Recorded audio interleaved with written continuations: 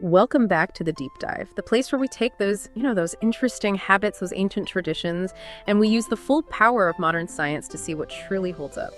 Today, we are sinking into a topic that touches sustainability, beauty, and even global food systems. I'm talking about rice water. I mean, think about it.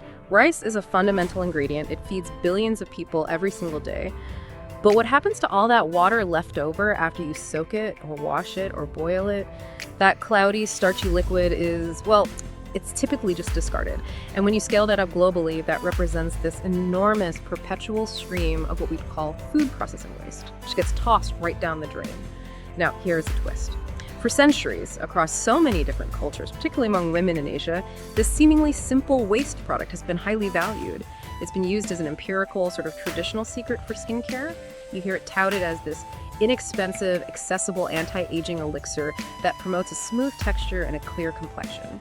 So here's the big question that drives our deep dive today. Does this traditional wisdom actually stand up to rigorous, modern scientific scrutiny?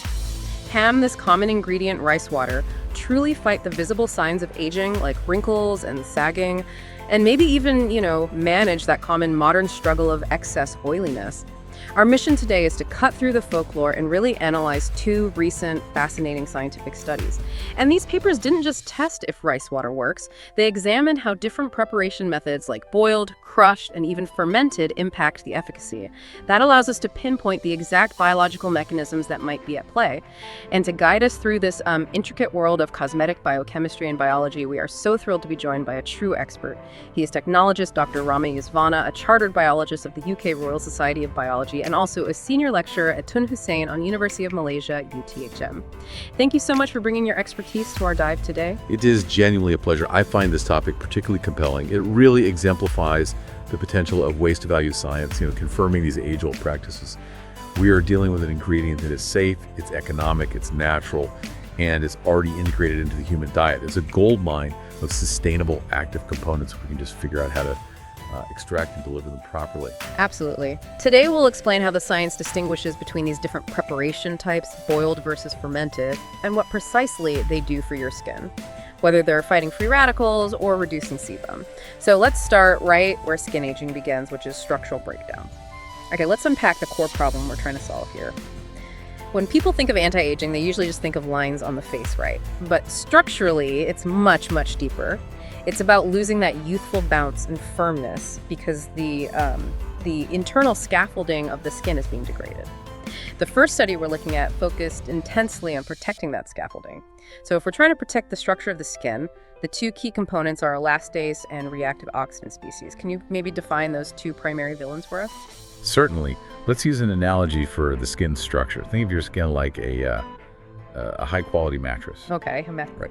It needs padding, which you can think of as the collagen, giving it firmness. And it needs springs. Those springs are the elastin. They give the skin its resilience, its stretch, and that ability to snap back when you pinch it. Right, that elasticity. Exactly. And that resilience is absolutely critical for avoiding wrinkles and sagging. So the first villain, elastase, is an enzyme. You can imagine it as a kind of biological scissor. A scissor? Yes, one that's specifically designed to cut and degrade those crucial elastin springs.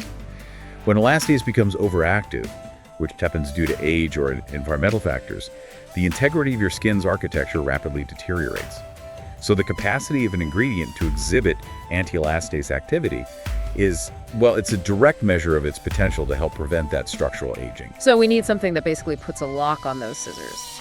That makes sense. What about the second villain, the reactive oxygen species? Reactive oxygen species, or ROS, they relate to the constant damage inflicted by the environment. ROS are these highly reactive molecules. You often hear them called free radicals. Ah, free radicals. I've heard of those. Yes. They're induced by unavoidable external factors like UV radiation from the sun or chemical stressors. In the lab, we often use hydrogen peroxide, Texto2, as a standard chemical irritant. ROS essentially cause something called oxidative stress.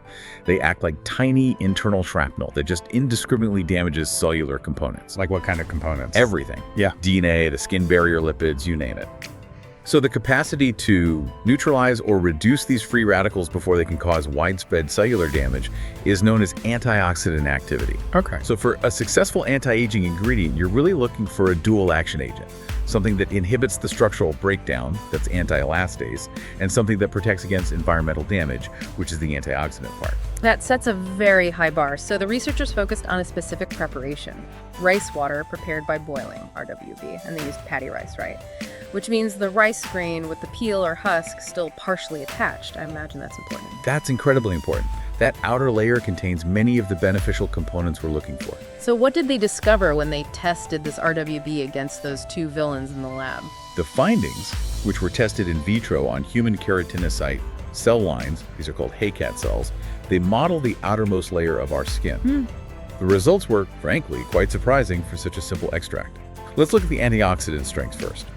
The study measured RWB's capacity to reduce ROS induced by both that chemical stress, the TXOTB2, and the environmental stress of UVB radiation. So both types of damage. Both types. And the boiled rice water, the RWB, showed approximately an 80% reduction of ROS induced by both stressors. 80%, that seems huge. It is a massive protective effect. So to put that 80% figure into context for everyone listening, how did RWB benchmark against, the industry standard? This is the truly extraordinary part. Yeah. The benchmark ingredient, or the positive control they used in the study, was ascorbic acid. Which is vitamin C. Exactly, the chemical name for vitamin C. And vitamin C is one of the most respected, powerful, and widely used cosmetic antioxidants on the planet. So a real powerhouse. A powerhouse. And the RWB's 80% reduction was found to be statistically comparable. Meaning scientifically equivalent to the protective values they got for the pure ascorbic acid control in those specific assays. Wow. Okay, just to be clear, we are looking at a traditional, incredibly low-cost and accessible water extract, showing antioxidant power on par with one of the most expensive and potent commercial vitamins in the entire cosmetic industry. That's right.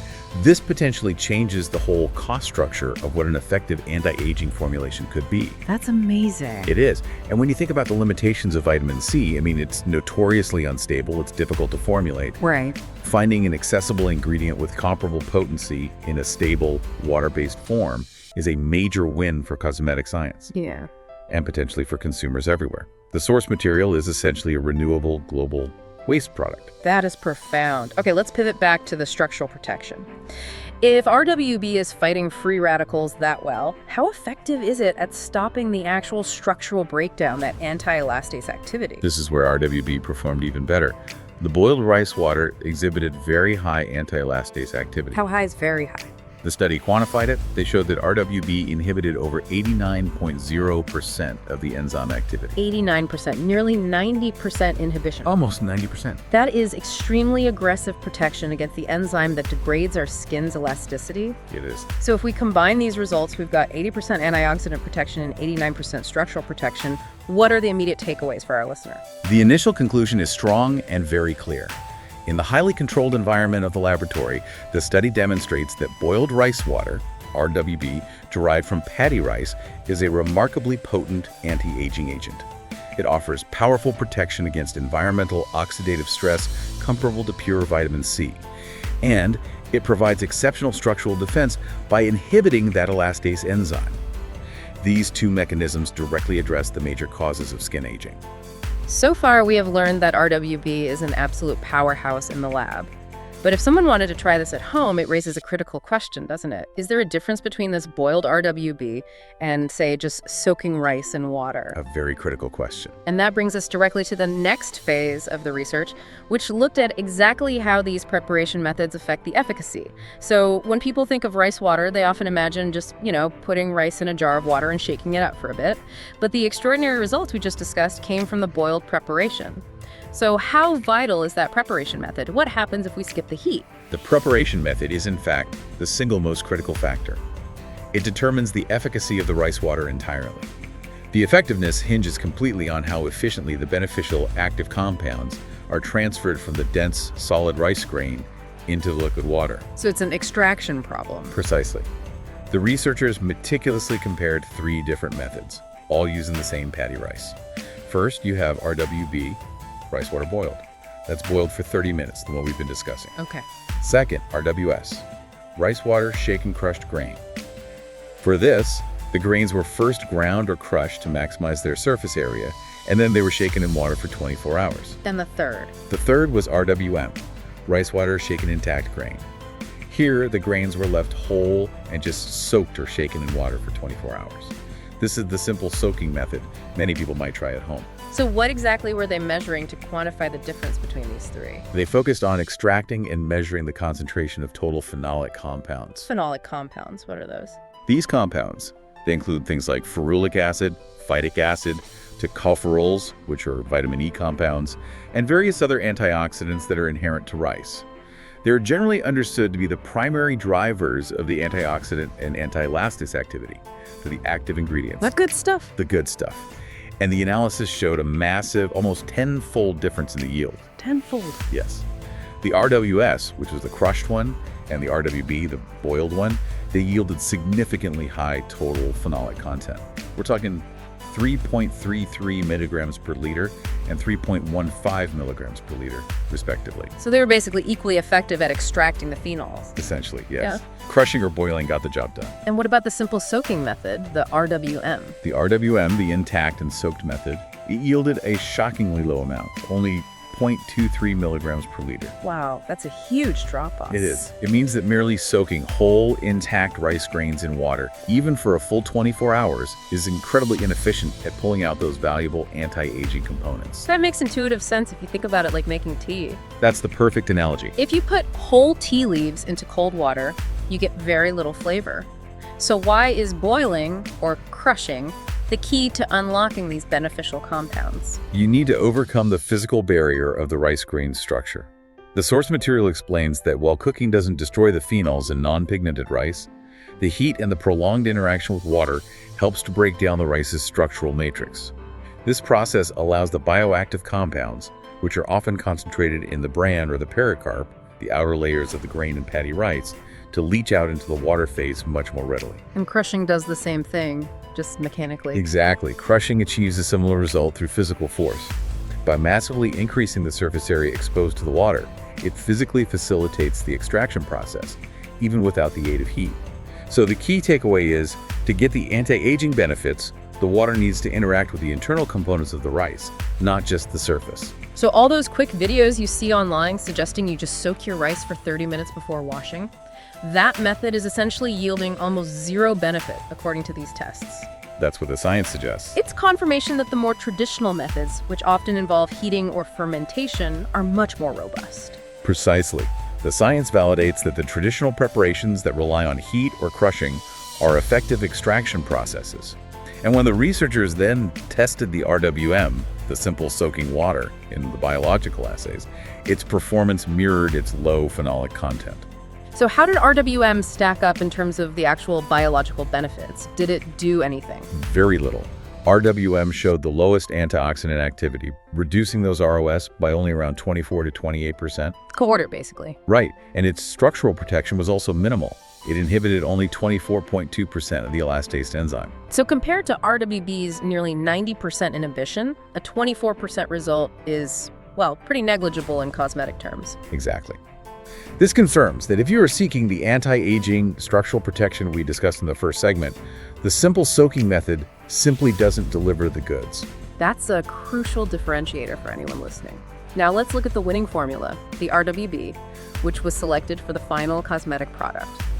Besides the phenols, what was the macro composition of this boiled rice water? Was it mostly starch? The analysis confirmed it was still a very dilute aqueous solution. The total dissolved solids were minimal. It gave the following major components by percentage.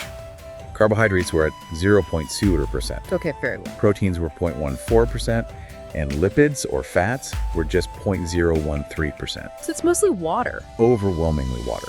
These low percentages mean the final solution is lightweight and non-clogging, which is essential for skin application. And while the percentage of these macro components is low, it's the trace amounts of highly active ingredients like the phenolics, those 3.15 milligrams per liter, that are driving the biological effects. Efficacy is one thing, but safety is absolutely paramount.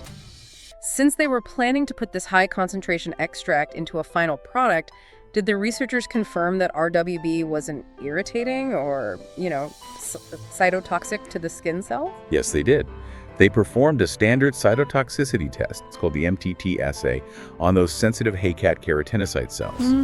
And they confirmed that all three types of rice water, RWS, RWB and RWM, showed high cell viability. They maintained cell health at levels above 50%. And 50% is the marker for non-irritancy. Correct, it's the standard threshold. Oh. And they contrasted this with a common harsh chemical, sodium dodecyl sulfate or SDS, which is often used in detergents. And that dramatically reduced cell viability to a mere 8.6%. Wow.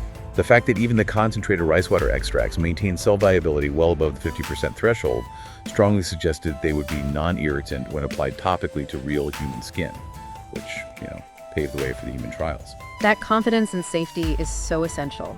Now, before we explore how they turned RWB into a topical gel, we need to shift gears entirely. We focused on anti-aging structure. Let's look at a completely different formulation fermented rice, which is designed to tackle another major skin concern, excess oil. Okay, so we move from the boiled preparation focused on wrinkles to the fermented preparation focused on oiliness. This involves introducing biology, specifically yeast, into the rice water solution. What happens chemically when we ferment brown rice, and what was the specific anti-oil target of this second study? Fermentation is a biotechnological process, and it dramatically changes the chemical landscape of the extract. For this study, the fermented brown rice, FBR, was prepared using the common brewing and baking yeast, Saccharomyces cerevisiae. The same yeast you use for bread or beer. The very same. This organism consumes the sugars and starches in the brown rice solution, and in turn, it produces a variety of metabolic byproducts, things like enzymes, acids, and other secondary metabolites that can be even more biologically active than the original components. The goal here was not anti-elastase, it was specifically the anti-lipogenesis effect. Meaning the ability to fight the creation of fat or oil. The researchers aimed to develop FBR as a potent, natural anti-sebum active ingredient for functional cosmetic applications. They were addressing issues like enlarged pores and general skin oiliness, which, as we know, often contribute to acne. That's a highly targeted approach. So how did they test its ability to reduce oil production, which, as you mentioned, is often regulated internally by our bodies? They utilized specialized oil-producing cells called SC95 sepocytes. These cells are the lab standard for modeling the human sebaceous glands, those tiny glands in your skin that produce sebum. Okay. First, they observed that FBR exhibited an anti-proliferation effect on these sepocytes. Which means it helps manage the population size of the cells responsible for oil production. Exactly. Fewer oil factories, less oil. But more significantly, FBR tackled the underlying hormonal mechanism. Oil production is heavily regulated by a key enzyme called 5A reductase. 5A reductase. Right. This enzyme is crucial because it catalyzes the conversion of various androgens hormones into more potent forms, like dihydrotestosterone or DHT. And these are powerful stimulators of the sebaceous glands, leading to massive oil production. So 5A reductase is basically the on switch for oiliness? You can think of it like that, a very powerful on switch. So what did FBR do to that switch? It acts more like a dimmer switch. The study showed that FBR significantly inhibited the activity of 5A reductase. Furthermore, they demonstrated that FBR blocked the actual process of lipogenesis, the fat production itself, that is normally induced by those key precursors like DHT, and also by arachidonic acid, which is a type of inflammatory fatty acid often associated with lipid synthesis in the skin. That's a highly sophisticated and specific mechanism. If 5A reductase is the engine for oil production, this FBR extract is effectively, throwing the clutch? It's slowing that engine down dramatically. That's a great way to put it. It's a huge step toward creating effective, targeted anti-oil products. It is, and it's so valuable because many traditional anti-oil ingredients simply strip the surface oil. They're very harsh. Yes, and that can cause rebound oiliness. This approach goes deeper. It addresses the signal that tells the skin to produce excess oil in the first place. Now, here's my critical question. Often when you use products that fight oil so effectively, they compromise the skin barrier. They cause excessive dryness. Did FBR fall into that trap? And that is the crucial observation that elevates FBR from a simple anti-oil ingredient to a really compelling active. Not only was it anti-oil, but it also delivered unexpected, profound moisturizing and barrier support benefits. They demonstrated this in the HACAT cells. Really? How so? The FBR significantly increased the internal level of hyaluronic acid, HA, in the cells. And HA, as most of our listeners probably know, is the body's prime moisturizing molecule. It holds a huge amount of water. It can hold up to 1,000 times its weight in water. So this is an internal dehydration boost. But it didn't just increase the HA molecule itself, did it? It increased the infrastructure for making it. Can you elaborate on the proteins involved there? Precisely. FBR increased the expression of two key moisturizing proteins. First, HA synthase 2. Think of this as the microscopic factory inside the skin cell, whose entire job is to manufacture and replenish the supply of hyaluronic acid. So it's boosting the skin's own ability to make moisturizer? Correct. Boosting HA synthase 2 means the skin is more capable of producing its own natural moisture content. Second, FBR increased the expression of aquaporin 3. Aquaporins. Aquaporins are these complex protein channels embedded in the cell membranes. Imagine them as microscopic doorways or water tunnels. And aquaporin 3 is critical because it regulates and shuttles water and glycerol, another vital moisturizer, in and out of the skin cells. It effectively maintains the skin's internal water transport system in balance. That's fascinating. So FBR doesn't just slow down oil, it actively boosts the skin's ability to maintain its own moisture balance by increasing the HA-making factory and the water transport infrastructure. That's right. That combination, anti-oil and self-moisturizing, is so rare. Did they take this out of the lab and test it on real people? Yes, they did. They validated this mechanism with a 4-week clinical efficacy trial. They instructed human volunteers who were diagnosed with oily skin to use a lotion containing a very high concentration. 80% FBR applied to the facial skin. 80% is a lot. It's a very high concentration, yes. They wanted to really test the effect. The clinical results were statistically significant and compelling. Compared to the control group, the FBR treatment resulted in a measurable and significant reduction in skin sebum content over the 4 weeks. And furthermore, the volunteers also saw a reduction in pore numbers, confirming that anti-lipogenesis theory in a real-world human setting. And the most important check, did they avoid the dryness trap? How did they measure the skin's barrier integrity? They measured barrier integrity using something called transepidermal water loss, or TEWL. TEWL. Yes. TEWL is the measure of how much water is passively evaporating from the skin's surface. A low, stable TEWL indicates a healthy, intact skin barrier. If a product strips the skin of oil and causes dryness, the TEWL measurement will increase dramatically. So what happened? The biometric measurements were definitive. Throughout the entire 4-week trial, there was no change in the stratum corneum water content or the TEWL measurement. No change at all? None. This means FBR controlled oil and reduced pores without compromising the skin's moisture barrier, which is absolutely key for long-term skin health and for consumer acceptance. So it essentially taught the skin how to regulate itself better rather than just forcing the oil off the surface. Precisely. The conclusion was sound. FBR, fermented by Saccharomyces cerevisiae, is a strong, science-backed, dual-action ingredient. It's anti-sebum and moisturizing, and an excellent candidate for functional cosmetic applications targeting oily skin. That FBR data is amazing for listeners dealing with oily skin. Now let's transition back to that first study and the boiled rice water, RWB, which showed that phenomenal anti-aging activity in the lab. We know RWB is potent and non-irritating to cells. The next major hurdle was delivery. They needed a product vehicle, so they developed a hydrogel containing a massive 96% rice water. Can you talk us through the journey of transforming RWB into a topical product, the rice water gel, or RWG? The development of a functional cosmetic relies so heavily on the delivery vehicle. If the active ingredient is potent but delivered poorly, it fails. They chose a hydrogel, a semi-solid dosage form, over a straight liquid because a gel provides better consistency, adhesiveness, and stability for topical application. It ensures the active compounds stay on the skin long enough to work. Right. And the research team used minimal gelling agents and stabilizers. This allowed the RWB, which had the highest antioxidant and anti-elastase activity, to constitute nearly 96% of the final composition. And that high concentration was intentional, right? It was. They wanted to ensure the full biological power of the RWB was tested in the human application phase. What were the physical properties of this RWG? I mean, did it feel like a product people would actually want to use every day? They subjected the gel to rigorous aesthetic and rheological analysis. Aesthetically, the final gel was homogeneous, so it didn't separate, and it was easy to spread. It had a slightly yellowish tinge, which was likely due to trace components like phospholipids or other oil-soluble materials transferred from the rice into the boiled water. And what about the pH?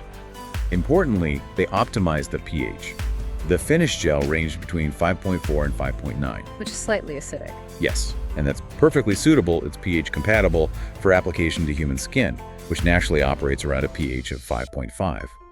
This minimizes the risk of irritation or disrupting the skin's acid mantle. Let's dive a bit deeper into the rheology because that directly relates to the consumer experience. You mentioned it had pseudoplastic and thixotropic flow. What does that mean in practical terms when you're applying the product? This is critical for consumer acceptance. A pseudoplastic material is one that thins dramatically under shear stress. Shear stress. The force of rubbing. Imagine honey. It's thick in the jar, but if you stir it, it flows easily. When you rub the gel into your skin, that rubbing motion causes the gel to immediately become thinner and much easier to spread. This prevents a heavy, draggy feeling. Ah, okay. And thixotropic. Dosotropy means the material also regains its structure and thickness once that shear stress is removed. So it sits stably in the container, it thins out beautifully on application for absorption, but then it doesn't just turn into a thin, liquid film on your skin. This combination delivers a really satisfying texture that is easy to apply and feels substantial but also fresh. Excellent. So they created a good product vehicle. But before testing the benefits, they moved on to human safety testing. This is always the biggest hurdle for new cosmetic ingredients. They use the human repeat insult patch test, HRIPT. Why is that protocol considered the gold standard for cosmetic safety? The HRIPT is essential because it tests not just for immediate irritation, but for delayed allergic sensitization. It's a structured protocol where the product is applied repeatedly, that's the repeat insult, over several weeks to a panel of volunteers, usually on a small patch of skin. The goal is to see if over time, the immune system develops a reaction or an allergy to any component. And the results for the rice water gel? They were definitive. Throughout the entire protocol, the initial 3 weeks of repeated contact, and critically, the final challenge contact after a rest period, no reactions, irritation, or sensitization were observed on the volunteer's skin. That's great news. A major regulatory and commercial victory. It confirmed the high-concentration rice water hydrogel formulation had excellent skin compatibility and virtually no allergenic potential. With human safety confirmed, they moved on to testing the application benefits on volunteers' forearms over 28 days. They compare the RWG against a control area and a placebo gel. Let's look at the hydration metrics first, measured using corneometry. What exactly does a corneometer do? A corneometer is an instrument that measures the electrical capacitance of the skin. Water conducts electricity much better than dry skin, so the device effectively measures the hydration level of the outermost skin layer, the stratum corneum. It gives a reading in arbitrary units. And what do the results show? The results show that, over the 28 days, the skin in all test areas became better hydrated, which is kind of expected with any daily product application.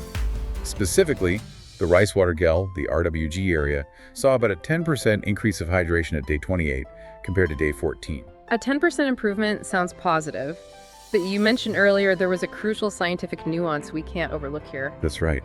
While the skin was better hydrated after using the RWG, the study explicitly states that this 10% difference was not statistically significant when compared to the control area or the placebo hydrogel base. That is critical for objective reporting. So what does that mean? Does it mean the placebo gel itself was moisturizing, or that the RWB just isn't primarily a hydrator when applied topically?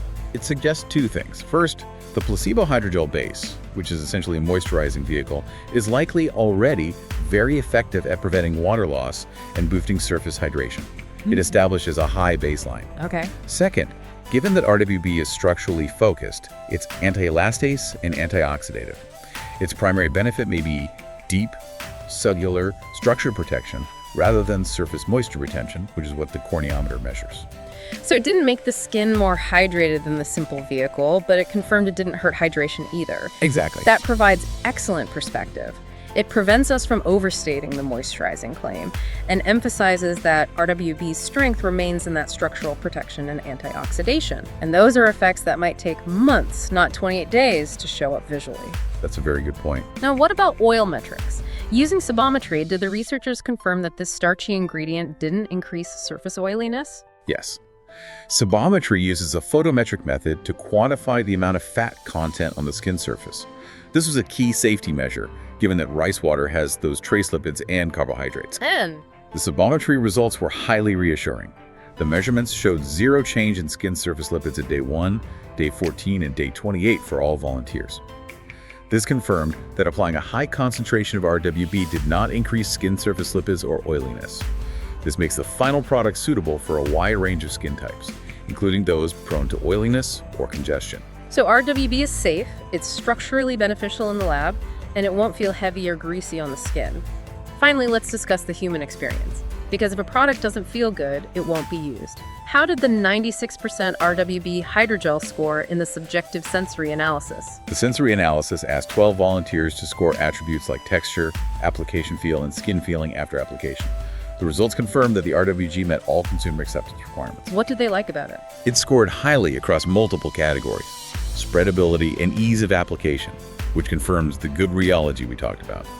It also scored highly for freshness and even a subjective hydration feel. And what about the negatives? Crucially, it received a low score for stickiness and oiliness, reinforcing that sabometry data that it leaves the skin feeling clean and unburdened. It sounds like they managed to take an ingredient derived from a traditional method and package it into a high-performance, appealing cosmetic vehicle. So if we synthesize these two massive deep dives, the RWB study and the FBR study, what does rice water truly represent in the future of skincare? It represents a highly versatile, naturally sourced, and accessible platform.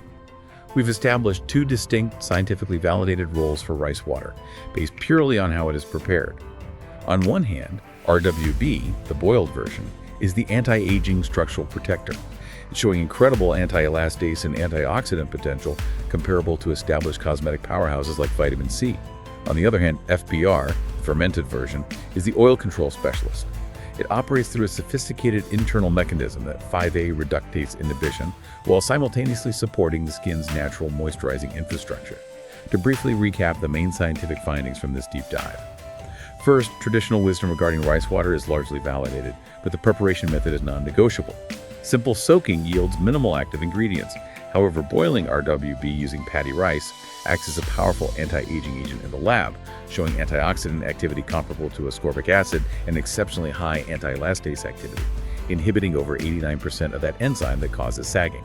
Second, fermented bran rice, or FBR, offers great promise as a targeted anti-sebum active. It clinically reduced oil and pore numbers in human volunteers by inhibiting the 5A reductase enzyme. And its unique benefit is that it manages oil while actively boosting the skin's internal hydration infrastructure, maintaining barrier integrity. Which is so important. And third, the final RWB hydrogel formulation, containing 96% rice water, proved completely safe in human trials, the HRIPT, and received high scores for cosmetic acceptance. This confirms it is a safe, non-irritating, and consumer-friendly topical vehicle for delivering these highly potent compounds. That was an absolutely incredible, in-depth explanation, translating complex biochemistry into tangible mechanisms that anyone can understand. We truly appreciate your enlightenment and your invaluable insights into the topics discussed today. Thank you. It was a pleasure to connect this compelling research with your audience. Now that we know rice water contains powerful active compounds, phenolic compounds, tocopherols, and oryzanol that actively protect skin structures and fight free radicals, the major scientific question remains. While we know the extract as a whole works, can future research identify the single component or the specific class of compounds responsible for the most remarkable anti-aging activity? Could this allow scientists to maximize its concentration and perhaps even synthesize a completely stable, ultra-potent version? That, I think, is the next frontier for research in this field. If you are interested in the world of plant biotechnology that involves the use of plant material for potential medicinal or cosmetic purposes, we encourage you to follow or even be part of this type of research.